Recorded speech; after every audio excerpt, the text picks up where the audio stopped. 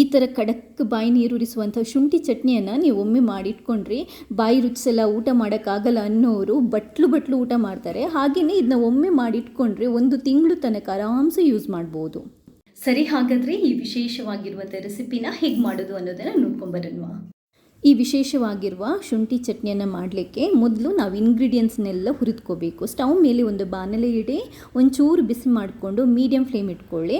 ಅದಕ್ಕೆ ಒಂದು 3 ಟೇಬಲ್ ಸ್ಪೂನಷ್ಟು ಕುಕ್ಕಿಂಗ್ ಆಯಿಲ್ ಹಾಕಿ. ನೀವು ಒಂದು ಸ್ವಲ್ಪ ಜಾಸ್ತಿ ಹಾಕಿದರೂ ಒಳ್ಳೆಯದೇ. ಅದಕ್ಕೆ 1 ಟೇಬಲ್ ಸ್ಪೂನಷ್ಟು ಜೀರಿಗೆ, 2 ಟೇಬಲ್ ಸ್ಪೂನಷ್ಟು ಕೊತ್ತಂಬರಿ ಬೀಜ, 1 ಟೇಬಲ್ ಸ್ಪೂನಷ್ಟು ಕಡಲೆಬೇಳೆ, 1 ಟೇಬಲ್ ಸ್ಪೂನಷ್ಟು ಉದ್ದಿನಬೇಳೆ, ಒಂದು ಅರ್ಧ ಟೇಬಲ್ ಸ್ಪೂನಷ್ಟು ಕಾಳುಮೆಣಸು ಇಷ್ಟನ್ನು ಹಾಕ್ಕೊಂಡು ಮೀಡಿಯಮ್ ಉರಿಯಲ್ಲಿ ಇಟ್ಕೊಂಡು ಇದನ್ನ ಒಂದು ಸ್ವಲ್ಪ ಹುರಿದ್ಕೋಬೇಕು.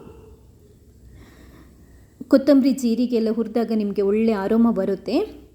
ಅಷ್ಟು ಬಂದಾಗ ಇವಾಗ ಒಂದು 8 ಎಸಳು ಬೆಳ್ಳುಳ್ಳಿ ಸಿಪ್ಪೆ ತೆಗೆದು ಹಾಕ್ಕೊಳ್ಳಿ. ಹಾಗೆಯೇ ಒಂದು 50 ಗ್ರಾಮಷ್ಟು, ಈ ಕಪ್ಪಲ್ಲಿ 1 ಕಪ್ಪಷ್ಟು ಹಾಕ್ಕೊಂಡಿದ್ದೀನಿ, 50 ಗ್ರಾಮಷ್ಟು ಶುಂಠಿ, ಒಂದು ಸ್ವಲ್ಪ ಕರಿ ಲೀವ್ಸ ಇಷ್ಟನ್ನು ಹಾಕ್ಕೊಂಡು ಇದನ್ನು ಕೂಡ ಈ ಹಸಿ ಹೋಗೋ ತನಕ ಹುರಿದ್ಕೋಬೇಕು.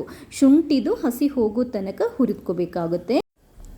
ಇವಾಗ ಇದಕ್ಕೆ ಒಂದು 50 ಗ್ರಾಮಷ್ಟು ಒಣಮೆಣಸನ್ನು ಹಾಕ್ಕೋಬೇಕು. ಶುಂಠಿ ಎಷ್ಟು ಹಾಕ್ಕೊಂಡಿದ್ವಿ ಅಷ್ಟೇ ಒಣಮೆಣಸನ್ನು ಹಾಕ್ಕೋಬೇಕು.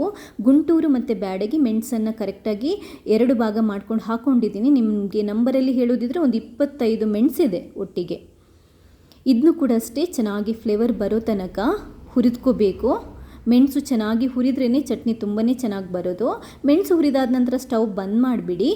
ಇವಾಗ ಇದಕ್ಕೆ 50 ಗ್ರಾಮಷ್ಟು ಹುಣಸೆ ಹಣ್ಣು ನೋಡಿ, ದೊಡ್ಡ ಒಂದು ಲಿಂಬೆ ಸೈಜಷ್ಟು ಆಗುತ್ತೆ. ಇದನ್ನೊಂಚೂರು ಬಿಡಿಸ್ಬಿಟ್ಟು ಹಾಕ್ಕೊಳ್ಳಿ.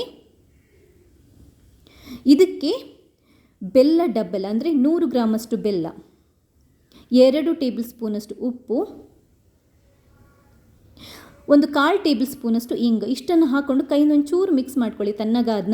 ಅದಾದ ನಂತರ ಇದನ್ನ ನಾವು ಮಿಕ್ಸಿಗೆ ಹಾಕಿ ಗ್ರೈಂಡ್ ಮಾಡ್ಕೋಬೇಕಾಗುತ್ತೆ. ಗ್ರೈಂಡ್ ಮಾಡುವಾಗ ಕೂಡ ಅಷ್ಟೇ ನಾವು ನೀರು ಹಾಕ್ಕೊತೀವಲ್ವ, ಕುದಿಸಿ ತಣ್ಣಗಾದ ನೀರನ್ನೇ ಹಾಕ್ಕೊಳ್ಳಿ. ನಿಮಗೆ ಒಂದು ದೊಡ್ಡ ಕಪ್ಪಲ್ಲಿ ಹೇಳೋದಿದ್ರೆ ಅರ್ಧ ಕಪ್ಪು ಅಥವಾ ಒಂದು ಅರ್ಧ ಲೋಟದಷ್ಟು ನೀರು ಬೇಕಾಗುತ್ತೆ. ಒಂದು ಹದಕ್ಕೆ ಬರೋ ತನಕ ನೀವು ಅದನ್ನ ಗ್ರೈಂಡ್ ಮಾಡ್ಕೊಳ್ಳಿ. ನೋಡಿ, ತರಿ ಇರಬೇಕು, ತುಂಬ ಸಾಫ್ಟ್ ನೈಸಾಗಿ ಗ್ರೈಂಡ್ ಆಗಬಾರ್ದು. ಈ ಹದಕ್ಕೆ ಎಷ್ಟು ನಿಮಗೆ ಗ್ರೈಂಡ್ ಮಾಡಲಿಕ್ಕೆ ನೀರು ಬೇಕು ಅಷ್ಟು ಹಾಕ್ಕೊಂಡು ಗ್ರೈಂಡ್ ಮಾಡ್ಕೊಳ್ಳಿ. ಗ್ರೈಂಡ್ ಮಾಡುವಾಗ ನೀವು ತಣ್ಣೀರನ್ನು ಯೂಸ್ ಮಾಡಿದರೆ ಈ ಚಟ್ನಿ ಜಾಸ್ತಿ ದಿನ ಇಡೋಕ್ಕೆ ಬರಲ್ಲ. ಇಂಗ್ರೀಡಿಯೆಂಟ್ಸ್ದು ಕರೆಕ್ಟ್ ಲಿಸ್ಟನ್ನು ನಾನು ಡಿಸ್ಕ್ರಿಪ್ಷನ್ ಬಾಕ್ಸಲ್ಲಿ ಹಾಕ್ಕೊತೀನಿ. ಇಷ್ಟೇ ನೋಡಿ, ಪರ್ಫೆಕ್ಟಾಗಿ ತುಂಬಾ ಚೆನ್ನಾಗಿರುವಂಥ ಖಾರ ಸಿಹಿ ಹುಳಿ ಕಡಕ್ಕಾಗಿರುವಂಥ ಶುಂಠಿ ಚಟ್ನಿ ರೆಡಿ ಆಗಿದೆ. ನಿಮಗೆ ಅನ್ನದ ಜೊತೆ ಸೈಡ್ ಡಿಶ್ ಆಗಿ ಯೂಸ್ ಮಾಡ್ಬೋದು. ಚಟ್ನಿ ಅಥವಾ ದೋಸೆ, ರೊಟ್ಟಿ, ಇಡ್ಲಿ ತಿನ್ನುವಾಗ ಯೂಸ್ ಮಾಡ್ಬೋದು, ಚಪಾತಿ ತಿನ್ನುವಾಗ ಯೂಸ್ ಮಾಡ್ಬೋದು. ಬಾಯೇ ರುಚಿಸಲ್ಲ, ಏನು ತಿಂದರೂ ಹಸಿವೆ ಆಗಲ್ಲ ಅಂತ ಹೇಳ್ತಾ ಇರ್ತಾರಲ್ವ, ಅಂದರೆ ಹಸಿವೆನೇ ಆಗಲ್ಲ, ತಿನ್ನೋಕ್ಕಾಗಲ್ಲ ಅಂತ ಹೇಳ್ತಾ ಇರ್ತಾರಲ್ವ, ಅವರಿಗೆಲ್ಲ ದಿ ಬೆಸ್ಟ್ ಅಂತಲೇ ಹೇಳ್ಬೋದು. ಒಂದು ಸರಿ ಈ ಚಟ್ನಿಯಲ್ಲಿ ಊಟ ಮಾಡಿದ್ರೆ ಇದೆಯಲ್ಲ ಒಳ್ಳೆ ಹಸಿವಾಗುತ್ತೆ.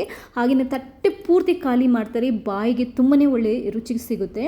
ಡಬ್ಬದಲ್ಲಿ ಹಾಕಿ ಫ್ರಿಜ್ಜಲ್ಲಿ ಸ್ಟೋರ್ ಮಾಡಿಡಿ, 1 ತಿಂಗಳ ತನಕ ಫ್ರೆಶ್ ಇರುತ್ತೆ. ಹೊರಗಡೆ ಇಟ್ಟರೆ ನಿಮ್ಗೆ 1 ವಾರ ಯೂಸ್ ಮಾಡ್ಬೋದು. ರೆಸಿಪಿ ಟ್ರೈ ಮಾಡಿ ಮರೆಯದೆ ನನಗೆ ನಿಮ್ಮ ಫೀಡ್ಬ್ಯಾಕ್ನ ತಿಳಿಸಿ. ಹಾಗೆಯೇ ನಿಮಗೆ ಈ ರೆಸಿಪಿ ಇಷ್ಟ ಆದರೆ ನೀವು ಮಾತ್ರ ನೋಡೋದಲ್ಲ, ಬೇರೆಯವರಿಗೆ ಶೇರ್ ಮಾಡೋದನ್ನು ಕೂಡ ಮರಿಬೇಡಿ. ಥ್ಯಾಂಕ್ಸ್ ಎಲ್ರಿಗೂ.